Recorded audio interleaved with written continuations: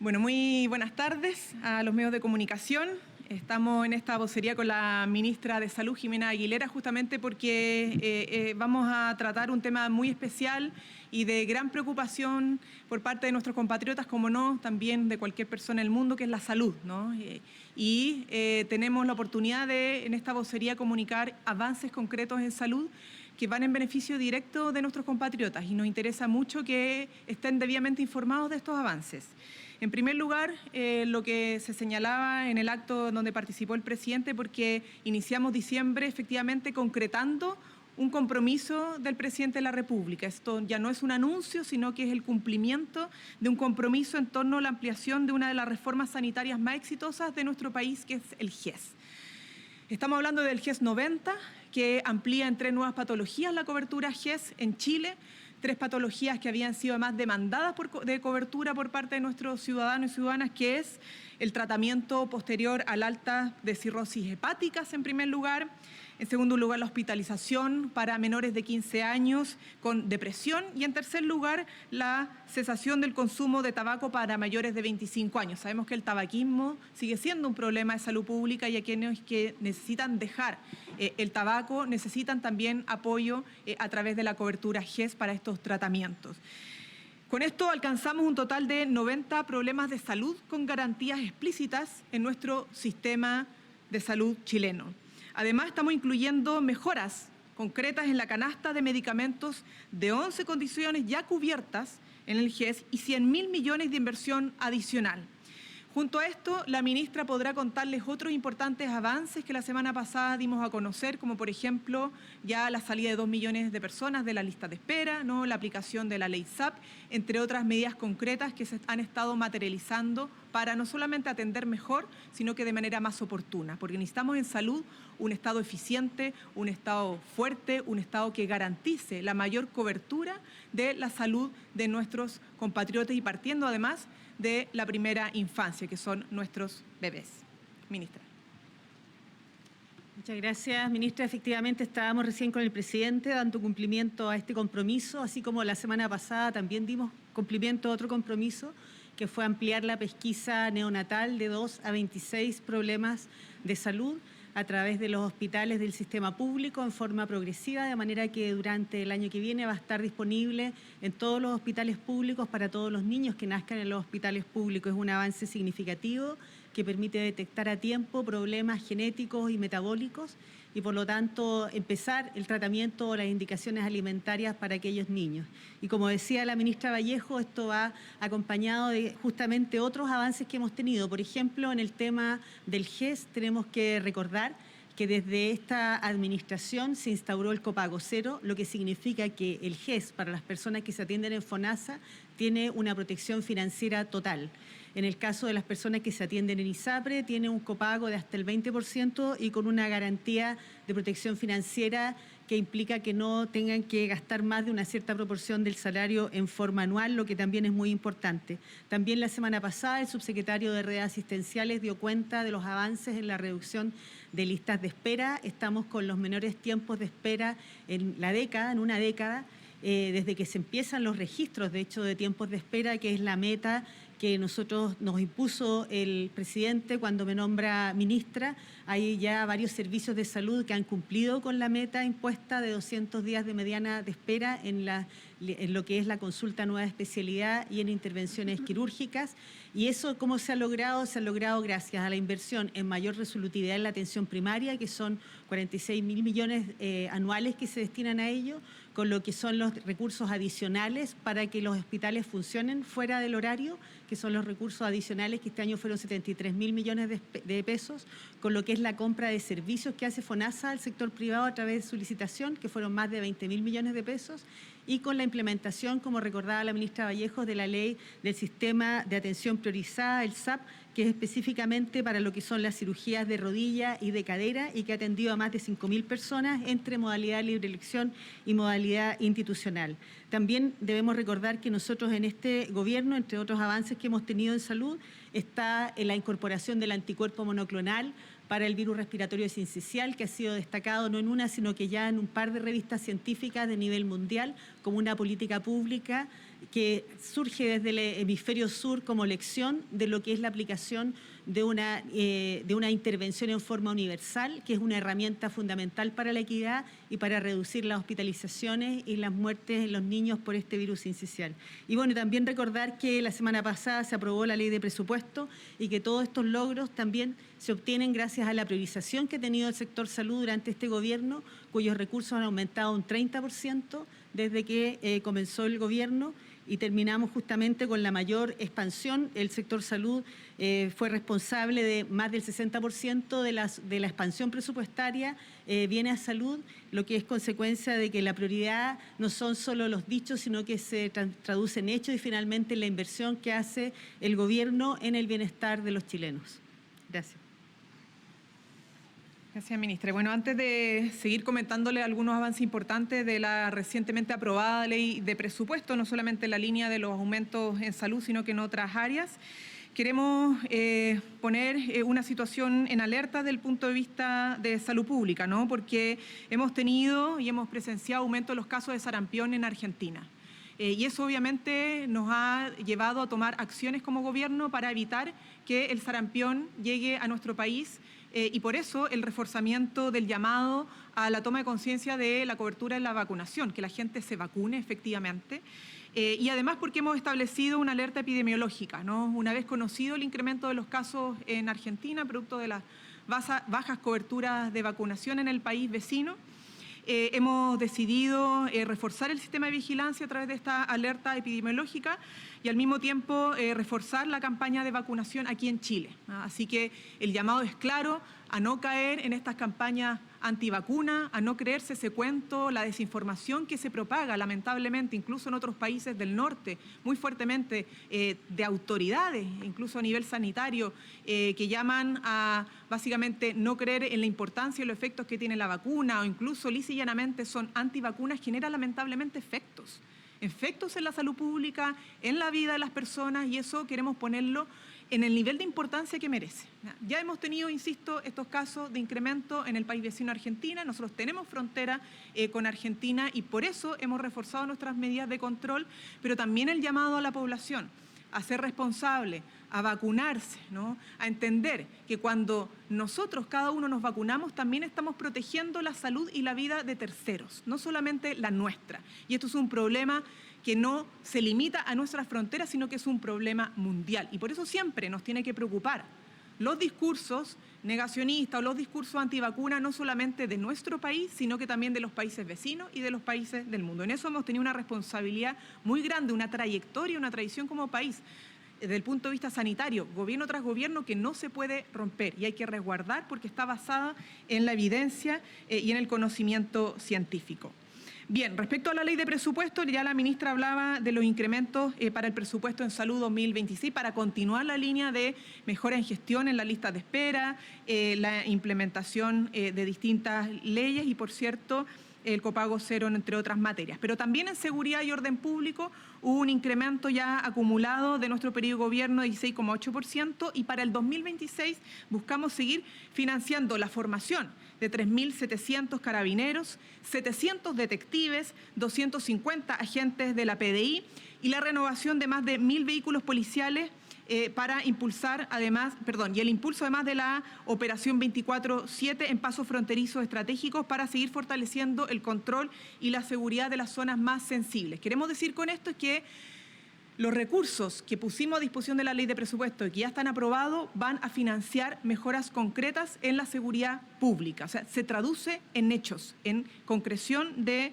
reforzamiento policial y resguardo de fronteras. Y también quiero señalar que en materia de pensiones, ya con la aprobación del presupuesto, estamos sosteniendo la consolidación del aumento del 55% en pensiones para elevar además la PGU a 250.000 pesos y la incorporación de nuevos beneficiarios como las mujeres jubiladas.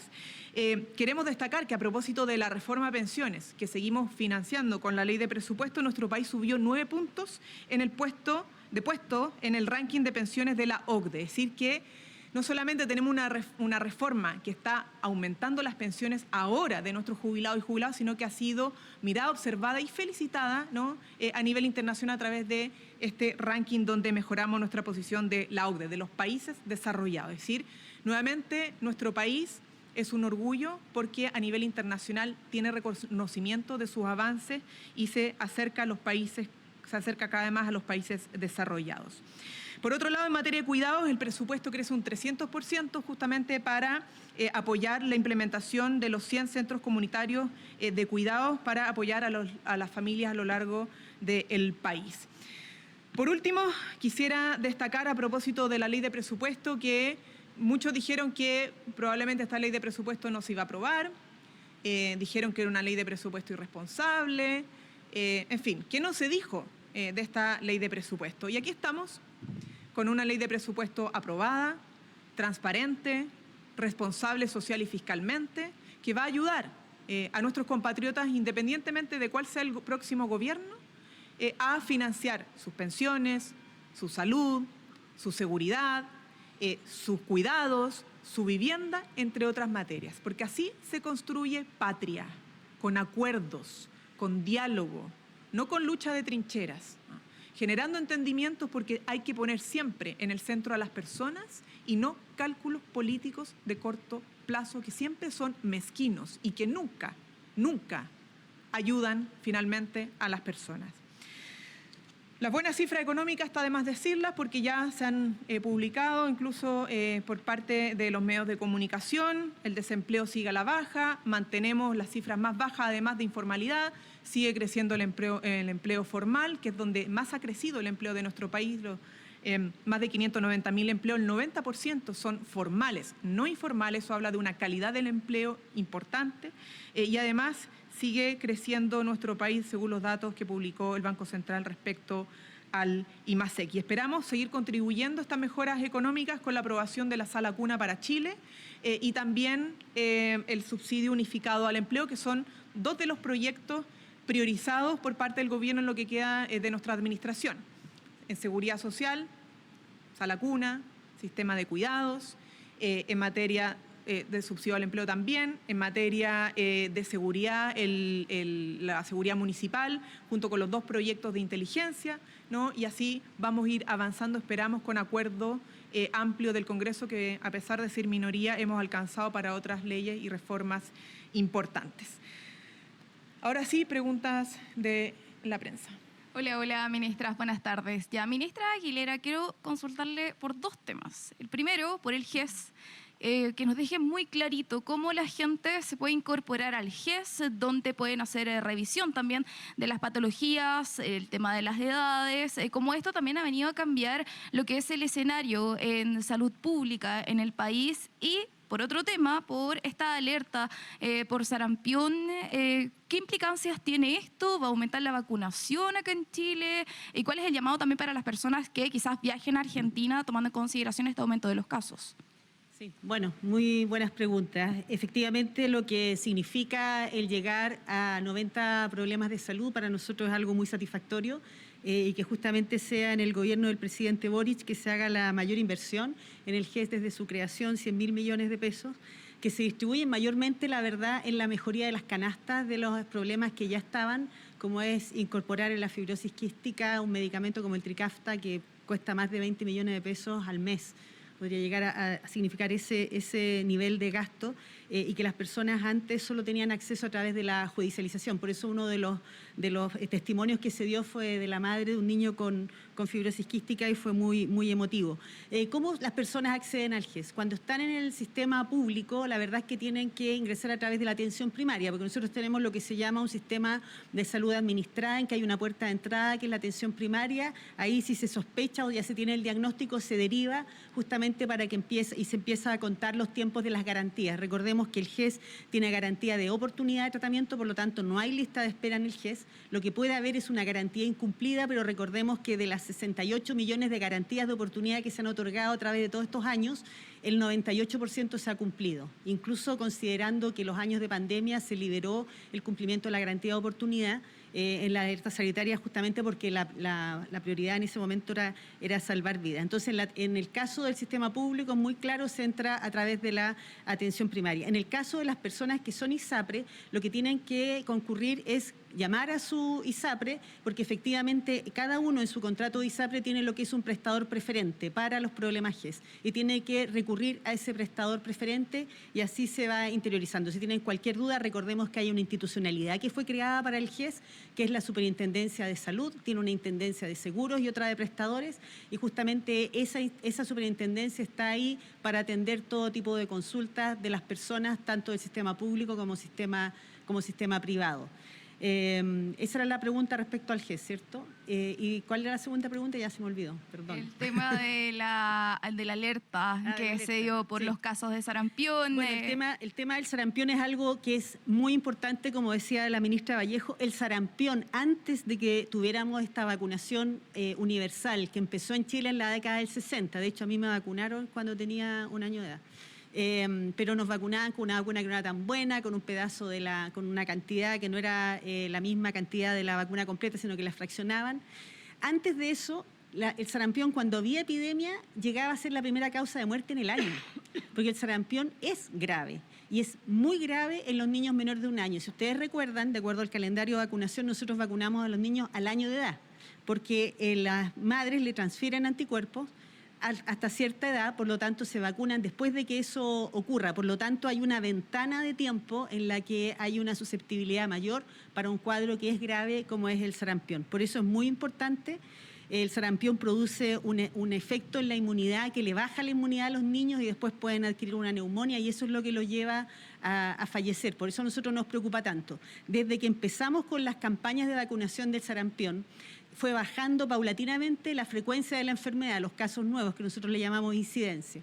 Y cada una cierta cantidad de años teníamos algunas epidemias porque se iba acumulando gente que por alguna razón no se vacunó o porque efectivamente la dosis en ellos no respondió, a pesar de que es una muy buena vacuna, pero responden el 98%, entonces queda un pequeño porcentaje y que se revacuna. En el año 90, cuando vuelve la democracia, que estaba de ministro don Jorge Jiménez de la Jara, que era un campeón del tema de las vacunas, él comenzó unas revacunaciones a los menores de 5 años, con lo cual nosotros logramos la eliminación del sarampión del continente americano.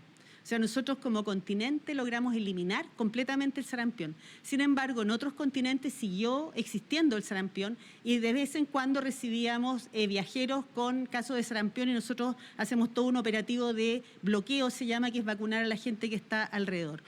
En el tiempo lo que ha pasado es que la gente, al no ver la enfermedad, piensan de que en realidad ya no existe, la enfermedad sigue existiendo, sigue siendo igual de grave porque no tiene tratamiento y lo que nosotros vemos en el cotidiano es una enfermedad controlada por las vacunas.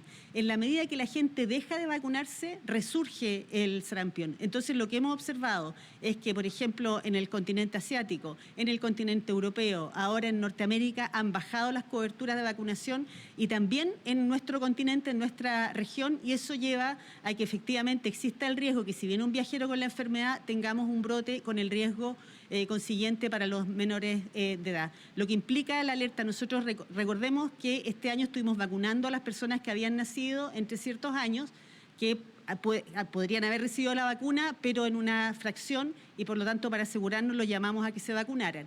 Hemos hecho refuerzo de la alerta epidemiológica. Nosotros frente a un caso de lo que llamamos exantema, que es las manchitas en la piel, se hace una notificación inmediata y se hace un bloqueo epidemiológico. Entonces tenemos esa alerta y hacemos el llamado a los padres y madres de los niños a que no pierdan la oportunidad de vacunar a sus niños, particularmente la dosis de refuerzo del sarampión, que es a los 36 meses de edad. Nosotros estamos bastante bien en la primera dosis, pero en la de refuerzo hacemos el llamado a que la gente mantenga altas las coberturas de vacunación de manera de estar protegidos frente a la eventualidad de que sigamos recibiendo viajeros como hemos recibido, que puedan traernos la enfermedad o incluso cuando uno viaja, que traiga la enfermedad de vuelta. Ministra Aguilera, buenas tardes. Consultarle sobre planes para enfrentar un tema sensible, los suicidios en el país. Se estima que son cerca de 1.800 personas que al año, pero particularmente en los últimos días, hemos podido ver un recurrente aumento de este tipo de cosas. Por ejemplo, sin ir más lejos, el pasado viernes, 3 personas a distintas horas del día y en 3 líneas distintas, lamentablemente, se arrojaron a las vías. La pregunta es qué se está haciendo en temas de prevención y cómo se está enfrentando esta problemática. Bueno, Bueno, recordar que el presidente ha definido desde un primer instante en este gobierno que la salud mental es una prioridad y junto con reducir los tiempos de espera, la salud mental es la segunda prioridad del sector. En línea con ello, nosotros hemos presentado una ley de salud mental integral que está siendo tramitada en el Senado. Implementamos el asterisco 4141, que justamente para responder ante la ideación suicida, eso es una inversión que se hace anualmente a través de Hospital Digital. Se han recibido más de 200.000 llamadas. Es una plataforma que es pionera, digamos, aquí en esta parte del país. También nosotros ahora justamente en el GES incorporamos la garantía de hospitalización para la depresión grave con ideación suicida en los menores de 15 años, que también son recursos, casi 3.000 millones, 2.800 millones de pesos destinados a eso. La plataforma del asterisco 4141 son más de 1.000 millones de pesos anuales y también están las campañas. Recuerden que ustedes nos han ayudado a difundir las campañas comunicacionales respecto a combatir el estigma de la salud mental. Con todo, efectivamente, en estos periodos se observa este fenómeno que tiene una cierta estacionalidad. En general, nosotros también tenemos pautas de comunicación respecto a las situaciones de suicidio y es un problema que seguiremos trabajando en su prevención, pero se ha trabajado en estrategias de prevención, se ha trabajado en estrategias de mejorar la atención de las personas que tienen alguna situación de salud mental que los puede llevar a la ideación suicida. Se han ampliado lo que son los centros comunitarios de salud mental, que hay un compromiso en este gobierno de llegar a 15. De hecho, estuvimos justamente la semana pasada inaugurando uno en la ciudad de Frutillar. Y también hemos capacitado a la gente de atención primaria a través de un programa de la Organización Mundial de la Salud que se llama MHGAP, en responder de mejor forma a los problemas de salud mental. Y dentro de los problemas de salud mental, que es la prioridad, hemos de hecho definido dos prioridades. Una es suicidio y la otra es el tema de demencia. Así que se ha estado trabajando, ciertamente se tiene que seguir trabajando para tratar de reducir esto y que la gente sepa que no está sola y que se está pasando por un momento de angustia, de ansiedad o tiene una ideación suicida, tiene dónde recurrir y que utilice los recursos que tenemos para ello. Eso. Ministras, muy buenas tardes. Ministra Vallejo, yo le tengo 3 preguntas relativas a la frontera, así que se las voy a dividir. La primera tiene que ver con este Comité Binacional por la Militarización de la Frontera Peruana. ¿Qué conclusiones se pueden deducir de esa reunión encabezada por el canciller Alberto Van Claveren? ¿Cuál es la preocupación del Ejecutivo en la materia? Y si es que está contemplado que alguna otra autoridad viaje a la frontera norte. Sí, primero, solo para tomarme del punto anterior, destacar que si bien ha sido el sello del presidente Boric la salud mental y la aplicación de gestión y recursos concretos para fortalecer las capacidades del Estado en esta vía, va a requerir mucho más que un gobierno, ¿no? Y que ojalá haya un compromiso de política de Estado hacia adelante, porque este es un fenómeno global y que es preocupante y del cual tenemos que ocuparnos, insisto. Más allá de los COSAM, de la Ley de Salud Mental y de todos los recursos que se han puesto en esta materia, esperamos que sea una política de Estado que continúe. Sobre el tema frontera, efectivamente se concluyó esta reunión del Comité Binacional con Perú, porque el tema de la frontera al menos siempre involucran a 2 estados, 2 países. No se puede resolver de manera unilateral. De hecho, las decisiones que se adoptan siempre de manera unilateral terminan agravando los problemas migratorios, ¿no? Ya vemos lo que está pasando en otras regiones del mundo, la suspensión, por ejemplo, de vuelos a Venezuela, que hace más difícil hacer que los venezolanos puedan retornar a su país. Por lo tanto, a veces el endurecimiento o medidas unilaterales de países respecto a otros, lo que hacen en vez de ordenar la situación, genera más caos y más problemas migratorios, ¿no? Ya lo vimos con el 2021, cuando se incrementó el ingreso irregular en nuestro país del 2018 al 2021 un 700%. O sea, hubo un llamado a venir a Chile de venezolanos y vinieron a Chile muchos venezolanos por nuestras fronteras el 2021. Entonces, hemos tenido que tomar una política migratoria como país lo más seria posible y eso ha implicado no solamente el reforzamiento de nuestras fronteras, que ha permitido disminuir un 48% el ingreso irregular, sino que conversar con los países vecinos. Y lo hemos estado haciendo desde el día 1, desde que Perú legítimamente y soberanamente decidió también reforzar su frontera, trabajando en un plan justamente para una salida ordenada, entendiendo que no basta con que le digamos a las personas migrantes salgan del país, sino que requerimos que el país vecino lo reciba, ¿no? Porque si no se producen cuellos de botella, situaciones de embudo que no resuelven el problema, sino que hacen que salgan y vuelvan a entrar. ¿no? Esta lógica de salir y entrar no sirve para resolver el problema migratorio. Por lo tanto, es una reunión que ha sido exitosa, eso nos ha informado la Cancillería, también el Ministerio del Interior, y se tomaron algunos acuerdos de medidas que van a seguir evaluando para su implementación, para que su implementación sea lo más efectiva posible, ¿no? Entonces, respetando esta conversación bilateral con el Estado peruano, nosotros vamos justamente a esperar la evaluación total de esas medidas para seguir procediendo a fortalecer tanto nuestro plan, que está ya implementándose, como lo que pueda hacer el país vecino para, insisto, tener que este flujo de migrantes que permanentemente sale por la frontera de Chacayuta, que son alrededor de 4.000 personas diarias, no tengan que un porcentaje ellos devolverse porque el país vecino no lo recibe. Entonces, respetando obviamente esas decisiones, esperamos que el flujo sea lo más regular posible para, insisto, ordenar las casas de ambos países. Sobre ese punto, usted habla de algunos acuerdos a los que se llegaron a grandes rasgos. Si nos puede comentar de qué se tratan estos acuerdos, si es que está contemplado, por ejemplo, avanzar hacia un corredor, como lo plantean sectores del oficialismo. ¿De qué se tratan esos acuerdos? No puedo entrar en detalle porque, por respeto, insisto, a la evaluación técnica que se tiene que hacer por parte de ambos estados de la implementación de las medidas que se han evaluado, no puedo preanunciar o adelantar nada, ¿no? Justamente porque no quiero generar especulaciones o expectativas que no se puedan cumplir. Pero sí, insisto, fue una muy buena reunión inicial. Esta reunión se concreta dado el acuerdo con la contraparte. Nos hubiera gustado obviamente que pudiéramos haberlo tenido antes, pero siempre estas cosas se tienen que dialogar y coordinar con otro estado. Pero fue una muy buena instancia, insisto, para que ambos países tengamos la posibilidad de reforzar nuestros controles fronterizos sin generar un problema humanitario, que hasta el momento, insisto, no se ha dado, pero siempre evidentemente hay que anticiparse. Ministra, la segunda pregunta tiene que ver con los dichos de la candidata oficialista Janet Jara. Ella indicó que el gobierno tiene que actuar en materia migratoria en la frontera, pero fue más allá, señalando que debieron haberlo hecho con anterioridad.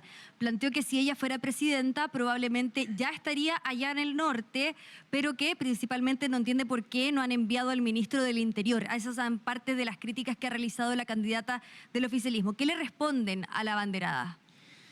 Miren, en periodos electorales, evidentemente que el tema migratorio es una de las principales preocupaciones y que motivan las distintas declaraciones de los candidatos. Lo hemos tenido tanto con el candidato Kast como con la candidata Jara. Lo que nosotros podemos decir como gobierno es que independientemente que cada uno pueda tener su estilo distinto, este gobierno ha estado actuando, ¿no? Y ha tomado medidas.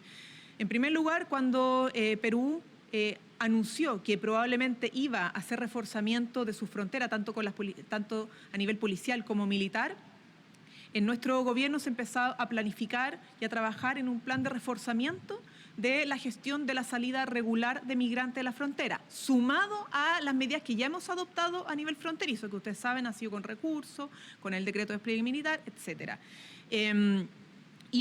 Que no haya estado en conocimiento de los candidatos es otra cosa, ¿no? Pero eso se ha estado haciendo. Y por otro lado, la conversación permanente con el país vecino para derivar en lo que les decía anteriormente, que este comité binacional. Junto con ello, nuestras autoridades, tanto regionales como nacionales a nivel de subsecretaría, han estado desplegados en la zona justamente para la preparación logística de este plan de refuerzo. Eso es lo que nosotros podemos decir, porque respecto a las decisiones y acciones que hemos tomado, independiente, insisto, de cómo pueda ser usado electoralmente este tema por parte de ambas candidaturas. O sea que esta crítica podría ser eventualmente una crítica en periodo electoral, con un motivo, una motivación detrás. Es que en periodo electoral se dan estas críticas y es posible que sigan sucediendo, ¿no? Las candidaturas que aspiran a la presidencia de la República evidentemente siempre buscan diferenciarse de la administración actual, ¿no? Para justificar por qué pueden ser una mejor alternativa. Y eso es parte del contexto electoral. Ahora, nosotros igual esperamos siempre que la migración no sea un botín electoral, ¿no? Sí que sea un tema de responsabilidad concreta y que se maneje con la altura que corresponde, que sean políticas de Estado y que se entiendan siempre que como políticas de Estado tienen que dialogar con las políticas de Estado de los otros países. Porque, insisto, a los migrantes no solamente se les decreta expulsión, sino que hay que asegurar que lleguen a los otros países donde provienen, ¿no? Y eso no pasa solo por un voluntarismo, ¿no? Y menos por simple ideología, ¿no? Tiene que hacerse a través de gestión y relaciones diplomáticas o al menos consulares. Ministra, última pregunta de mi parte, que es la tercera, y esto es por ya los dichos de José Antonio Kast. ¿Hay un uso electoral por parte del abanderado republicano en esta materia? Hoy día, por ejemplo, habían ciertos sectores que cuestionaban el envío del senador electo por la Araucanía, Rodolfo Carter, a la frontera norte. ¿Cómo lo observan desde el Ejecutivo? Bueno, eso entre otras cosas me refiero con la respuesta anterior. Es normal que pasen estas cosas en contextos electorales. Sí es importante recordar la campaña Aguanta, Chequea y después comparte a todos, porque en redes se han compartido, incluso por el candidato, una foto de una frontera que no es la frontera chilena y que es del 2021. Entonces yo entiendo que puedan cometerse algunos errores, pero este tema hay que abordarlo con mucha seriedad, con mucha responsabilidad. Antes de compartir cualquier imagen o información, es importante chequear antes. Chequear antes porque no estamos hablando de cualquier problema. Entonces, a veces, claro, algunos se alimentan de la alarma, de la sensación o el sensacionalismo, pero siendo serio, hay que evidentemente poner siempre la pelota al piso y tratar estos temas con absoluta responsabilidad. Buenas tardes. El presidente el mes de octubre inauguró la segunda y tercera etapa del programa CIFRON, que es el sistema de frontera norte. Justamente usted decía que una de las cosas que está haciendo es mejorar el tema fronterizo. Con lo que está sucediendo en Chacayuta, también se han aumentado las denuncias de gente que está tratando de ingresar justamente fuera de los pasos habilitados, sino que por zonas, obviamente, a lo largo de la frontera, y también existe el peligro de temas de minas que todavía siguen desperdigadas por la zona. ¿Qué está haciendo el gobierno? ¿Cómo está evaluando el funcionamiento de CIFRON? ¿Y qué otras medidas se están tomando justamente para evitar estos peligros en la zona fronteriza de Chile-Perú, que como le decía, todavía existen temas de minas que por temas climáticos se han ido desperdigando por toda la zona y obviamente las últimas décadas han causado bastante accidentes en esa zona? Sobre el último, le mentiría, no tengo la información al respecto, esperaría obviamente quizá un reporte de defensa o del propio Ministerio del Interior. Ahora, sobre lo primero, efectivamente hemos reforzado todos los pasos fronterizos, particularmente sí en el caso de Colchane, ¿no? Que es donde tenemos el mayor flujo migratorio y sobre todo los problemas asociados a migración irregular. Pero en el caso chileno, las denuncias de ingreso irregular, para responderle a su pregunta, las denuncias por ingreso irregular no han aumentado, han disminuido un 48% justamente por estos reforzamientos, y eso ha pasado en general en todos los pasos fronterizos. No es que siendo Colchane el paso de mayor preocupación signifique que en el caso de Chacayuta no hayamos tomado medidas, ¿no? Lo que pasa es que hay distintos fenómenos que se han producido y por cierto que ahora, en conversación con Perú, en el caso de Chacayuta, ha requerido y ha meritado un refuerzo del plan especial. En el sentido de que, como usted mencionaba anteriormente, esta ola migratoria que vino en el año 2018-21, en el periodo de pandemia, sobre todo, sí.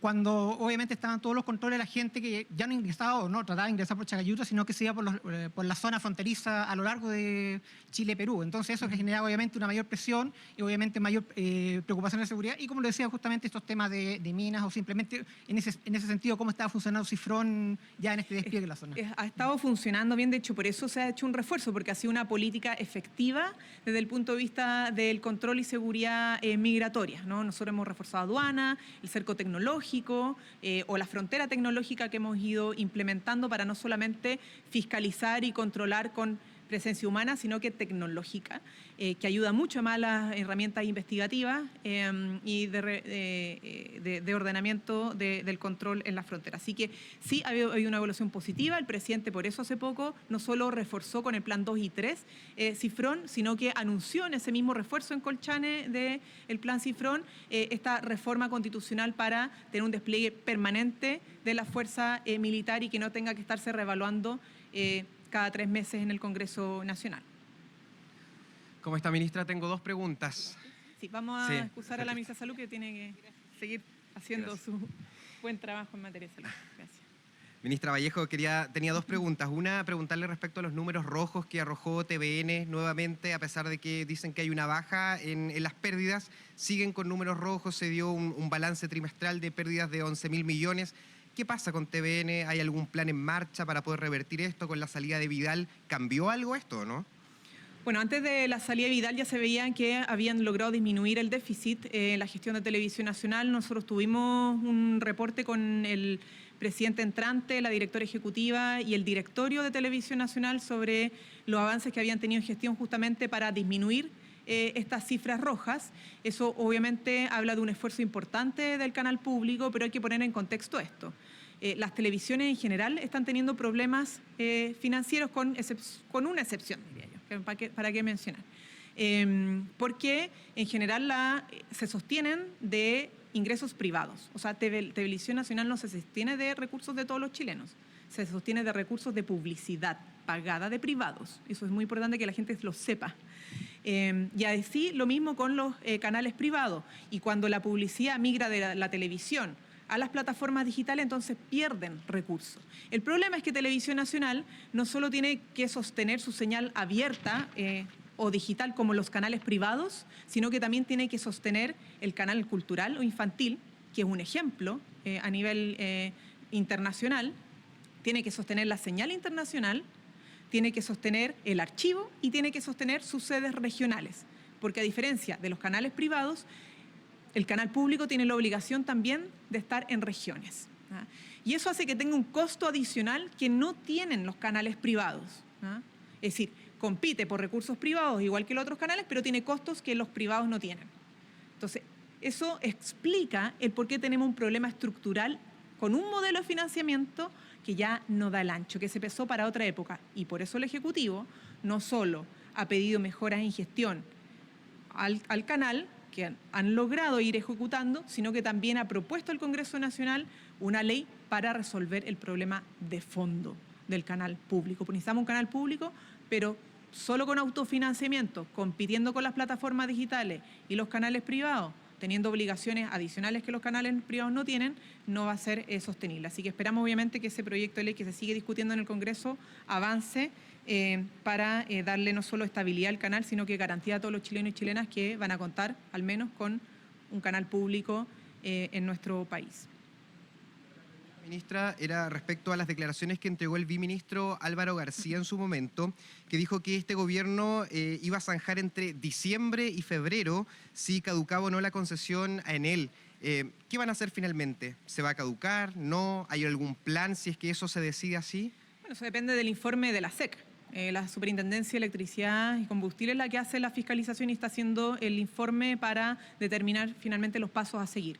Y por eso, como el viceministro dijo, diciembre, enero, vamos a poder tener esa evaluación desde el informe de la Superintendencia, justamente decidir cómo continúa la concesión de Enel.